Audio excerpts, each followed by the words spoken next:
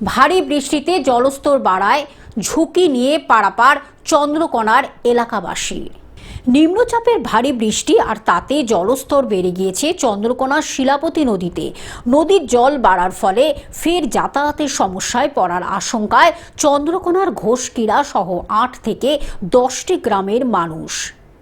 এর আগেও ডুবে গেছিল। এর আগেও আমি ডুবন্ত অবস্থাতেই আমাকে এখানের বাসিন্দা এক দাদা আমাকে পার করে দিয়েছে। আবার তো জল উঠছে, আবারই তো দেখলাম জল উঠছে।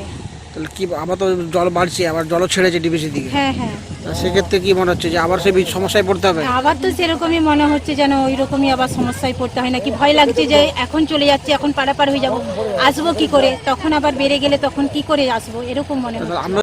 কদিন আগে শিলাবতী নদীর জল বেড়ে ডুবে গিয়েছিল ঘোষকিরা এলাকায় থাকা বাঁশের সাঁকোটি। সাঁকোর ওপর দিয়েই ঝুঁকি নিয়ে যাতায়াত করছিল বাসিন্দারা।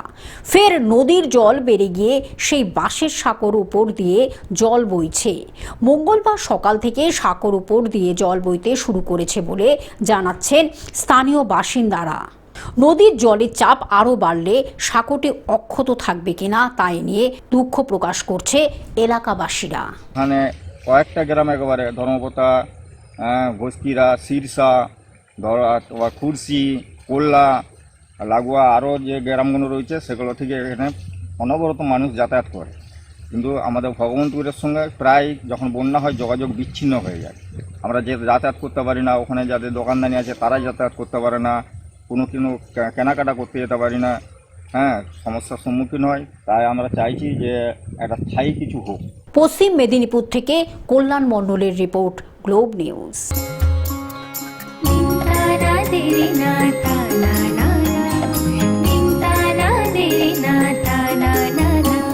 পাশে সবার প্রিয় গ্লোব টিভি, সাথে সবার প্রিয় গ্লোব টিভি।